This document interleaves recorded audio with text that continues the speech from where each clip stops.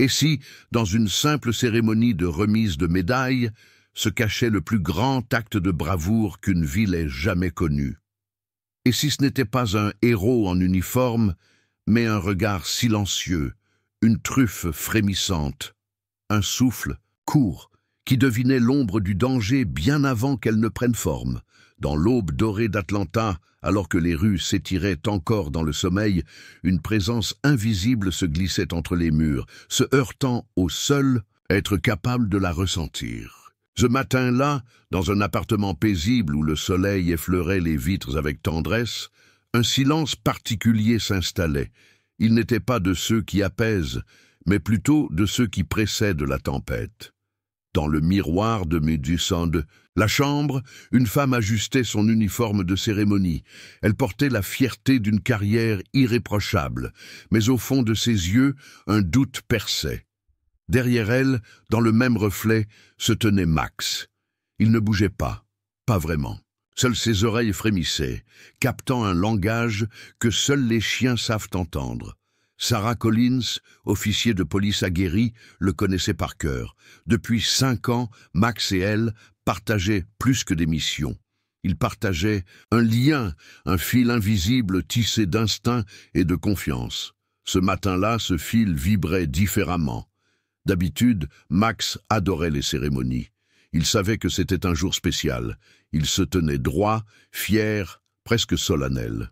Mais aujourd'hui, quelque chose le rendait nerveux. Il fixait la porte, puis Sarah, puis la fenêtre, comme s'il cherchait un point précis dans l'espace d'où émanait une odeur de menace. « Qu'est-ce qui ne va pas, mon grand ?» murmura-t-elle. Il ne répondit pas. Il n'avait jamais eu besoin de mots pour se faire comprendre. Sarah se souvenait de leur première rencontre. Max était réputé pour son intelligence hors norme, mais aussi pour son indépendance farouche. Les autres maîtres chiens l'avaient trouvé difficile, presque impossible à dompter. Elle avait juste attendu. Elle lui avait parlé doucement, sans chercher à imposer quoi que ce soit. Ce jour-là, Max s'était approché lentement, avait incliné la tête et s'était assis, comme s'il l'avait choisi. Depuis, ils étaient devenus inséparables. Max n'obéissait pas toujours aveuglément. Il réfléchissait, analysait, flairait ce que l'œil humain ne voyait pas. Et ce matin, son comportement ne trompait pas. Il y avait un problème. Lorsque Sarah tenta de lui mettre son harnais, orné du blason doré de l'unité canine, il recula. Une première. Elle sentit son cœur se serrer. Ce n'était pas de la simple nervosité. C'était un refus, un avertissement. Son téléphone vibra. Le capitaine Rodriguez lui demandait de venir plus tôt. Les journalistes étaient déjà là. Elle attacha la laisse de Max, qui se laissa faire à contre-cœur, son corps tendu comme un arc. Dans l'ascenseur, il tournait en rond, haletant. Le bruit métallique de ses griffes sur le sol résonnait comme une alarme sourde. Sarah fixait les chiffres qui défilaient sur le panneau lumineux. Un pressentiment noué dans la poitrine. Elle savait, au fond d'elle, que Max avait raison. Ce jour ne serait pas une simple cérémonie. Ce jour allait tout changer. La voiture s'était à peine arrêtée devant le commissariat central d'Atlanta que Max bondit hors du véhicule, la truffe en alerte, scrutant chaque recoin comme s'il traversait un champ de mines invisible. Sarah descendit à son tour, tentant de garder une contenance malgré le tourbillon d'angoisse qui grandissait en elle. Le bâtiment se dressait, majestueux, drapé de bannières bleues et dorées, les chaises parfaitement alignées devant un podium illuminé par les premiers rayons du soleil. Journalistes, officiers en tenue d'apparat et membres de la municipalité se pressaient dans une agitation de murmures et de flashs. Ce qui aurait dû être un moment d'honneur et de reconnaissance commençait à ressembler à un théâtre fragile, prêt à s'effondrer au moindre souffle. Max, lui, ne ralentissait pas. Il jetait des regards vifs de droite à gauche, son corps vibrant d'un instinct aiguisé.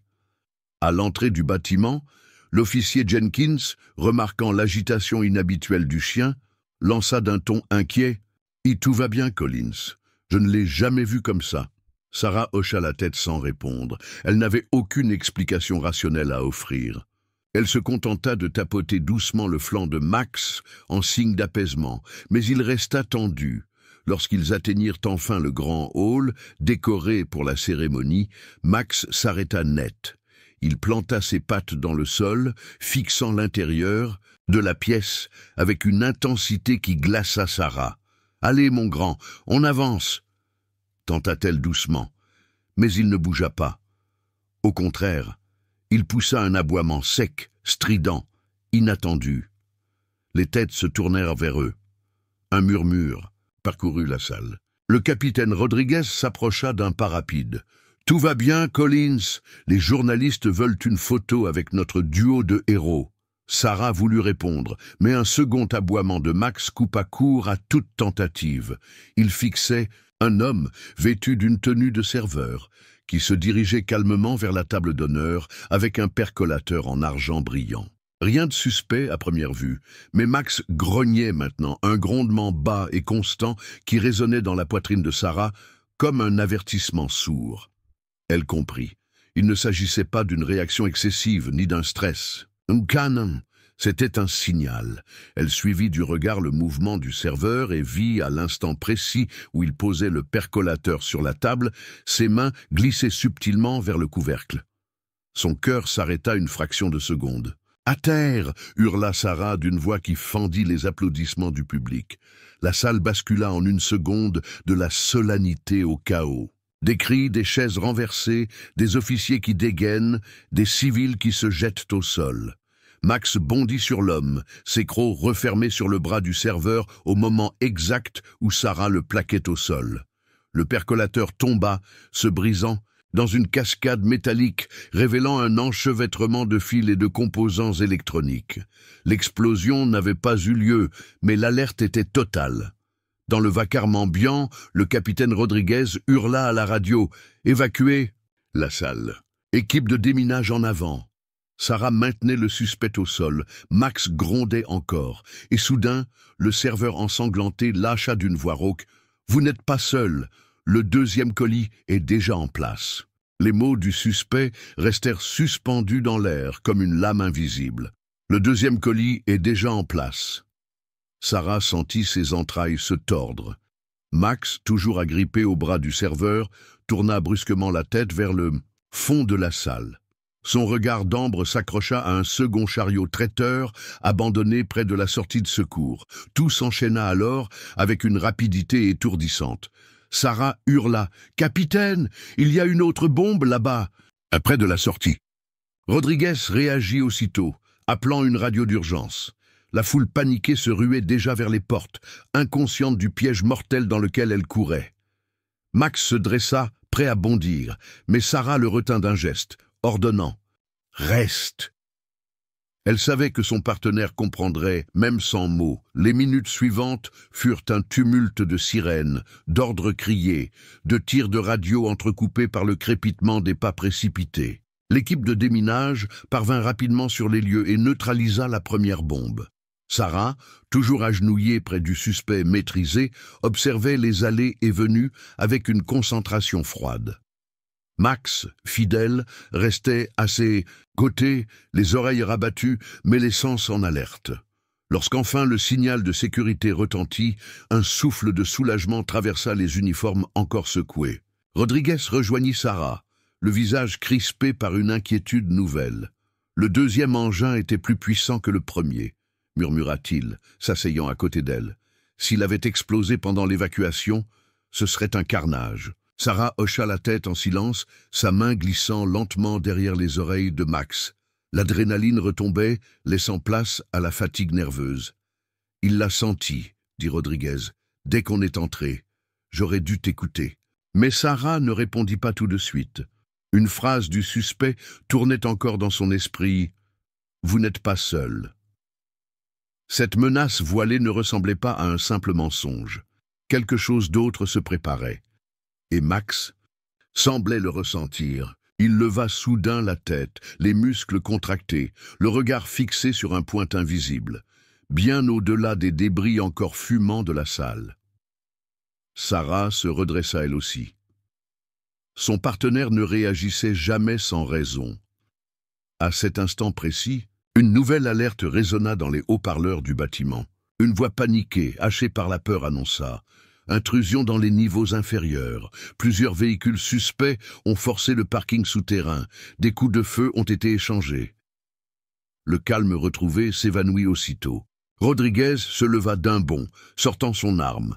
Sarah vérifia qu'elle avait encore la sienne. Max était déjà en position, prêt à foncer. Et dans les yeux du chien, il n'y avait ni hésitation ni peur. Il y avait une certitude farouche. Ce n'était pas terminé. Ce n'était que le début. Les couloirs du commissariat vibraient à présent sous les sirènes internes et les ordres qui fusaient dans les radios. Sarah, gilet tactique ajusté sur son uniforme de cérémonie, s'élança aux côtés de Max en direction du parking souterrain. Rodriguez les suivait de près, l'arme au poing, son visage tendu par une concentration glacée. Les tirs résonnaient plus distinctement à mesure qu'ils descendaient les escaliers. Chaque pas résonnait comme une percussion de guerre, martelant l'urgence du moment. Les lampes de sécurité projetaient sur les murs des ombres déformées, ajoutant une dimension presque irréelle à la tension palpable. Max reniflait l'air, son flair suivant une trajectoire invisible, s'arrêtant soudainement au détour d'un couloir. Sarah s'agenouilla, posa 2 doigts au sol. Max comprit immédiatement. Il était temps de se préparer. Un grondement sourd s'échappa de la gorge du Malinois. Sarah reconnut ce son. C'était le même qu'il avait émis dans l'entrepôt, juste avant qu'un tireur embusqué n'ouvre le feu. Elle fit un signe à Rodriguez. Ils s'approchèrent d'une trappe d'accès technique donnant sur les conduits du parking. Un raccourci risqué, mais nécessaire. Max sauta le premier, disparaissant dans l'obscurité du tunnel exigu, suivi de Sarah. Le métal grinçait sous leurs pas, chaque écho amplifiant leur propre respiration. Lorsqu'ils émergèrent enfin à quelques mètres au-dessus du niveau principal, Sarah put apercevoir 2 silhouettes positionnées sur une mezzanine, un sniper et un éclaireur qui balayaient la zone de leurs regards vifs. Elle échangea un regard silencieux avec Max. Sans un mot, le chien bondit, toute griffe dehors, sur l'observateur, le neutralisant avec une précision chirurgicale. Sarah, dans le même mouvement, plaqua le tireur au sol et les ligota tous deux à l'aide de leurs propres attaches. En fouillant leurs affaires, elle comprit. Ce n'étaient pas des membres du cartel, c'étaient des mercenaires professionnels, armés jusqu'aux dents, organisés, méthodiques. En regardant à travers la lunette du fusil confisqué, elle vit une silhouette plus loin, au centre du parking, coordonnant les actions d'un petit groupe qui plaçait des charges explosives autour de colonnes de soutien.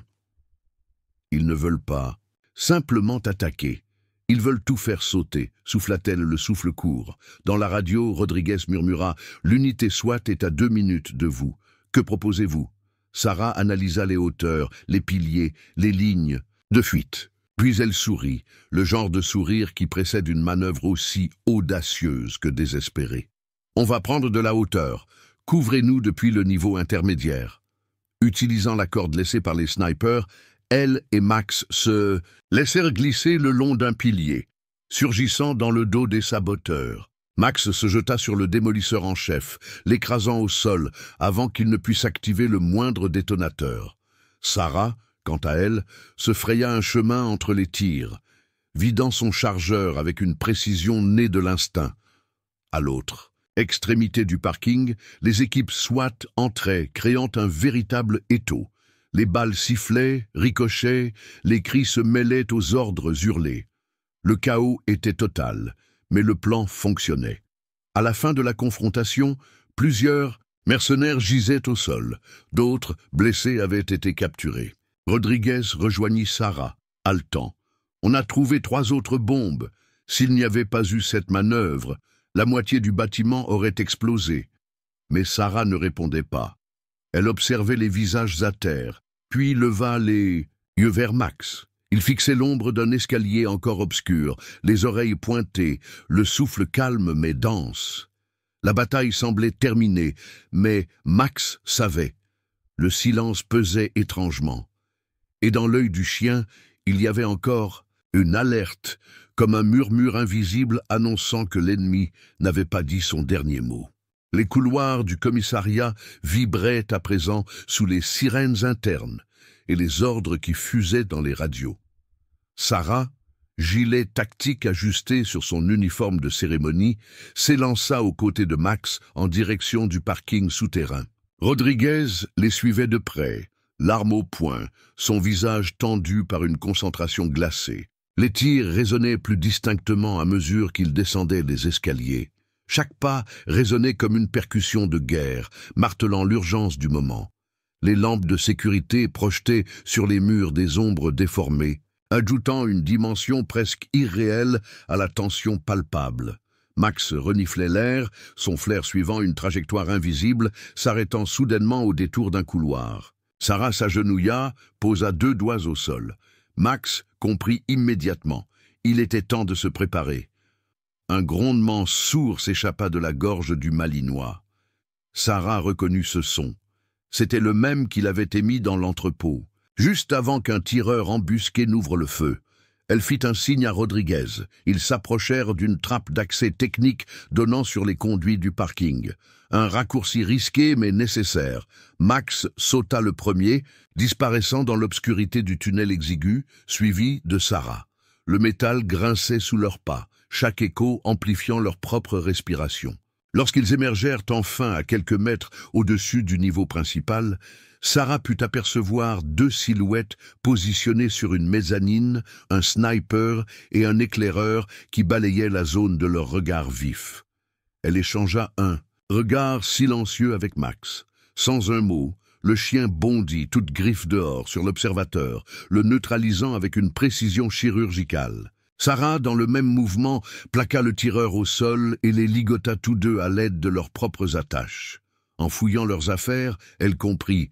Ce n'étaient pas des membres du cartel, c'étaient des mercenaires professionnels, armés jusqu'aux dents, organisés, méthodiques. En regardant à travers la lunette du fusil confisqué, elle vit une silhouette plus loin, au centre du parking, coordonnant les actions d'un petit groupe qui plaçait des charges explosives autour de colonnes de soutien. Ils ne veulent pas, simplement attaquer. Ils veulent tout faire sauter, souffla-t-elle, le souffle court. Dans la radio, Rodriguez murmura « L'unité SWAT est à 2 minutes de vous. Que proposez-vous » Sarah analysa les hauteurs, les piliers, les lignes de fuite. Puis elle sourit, le genre de sourire qui précède une manœuvre aussi audacieuse que désespérée. « On va prendre de la hauteur. Couvrez-nous depuis le niveau intermédiaire. » Utilisant la corde laissée par les snipers, elle et Max se laissèrent glisser le long d'un pilier, surgissant dans le dos des saboteurs. Max se jeta sur le démolisseur en chef, l'écrasant au sol avant qu'il ne puisse activer le moindre détonateur. Sarah, quant à elle, se fraya un chemin entre les tirs, vidant son chargeur avec une précision née de l'instinct. À l'autre extrémité du parking, les équipes SWAT entraient, créant un véritable étau. Les balles sifflaient, ricochaient, les cris se mêlaient aux ordres hurlés. Le chaos était total, mais le plan fonctionnait. À la fin de la confrontation, plusieurs mercenaires gisaient au sol, d'autres, blessés, avaient été capturés. Rodriguez rejoignit Sarah, haletant. On a trouvé 3 autres bombes. S'il n'y avait pas eu cette manœuvre, la moitié du bâtiment aurait explosé. Mais Sarah ne répondait pas. Elle observait les visages à terre, puis leva les yeux vers Max. Il fixait l'ombre d'un escalier encore obscur, les oreilles pointées, le souffle calme mais dense. La bataille semblait terminée, mais Max savait. Le silence pesait étrangement. Et dans l'œil du chien, il y avait encore une alerte, comme un murmure invisible annonçant que l'ennemi n'avait pas dit son dernier mot.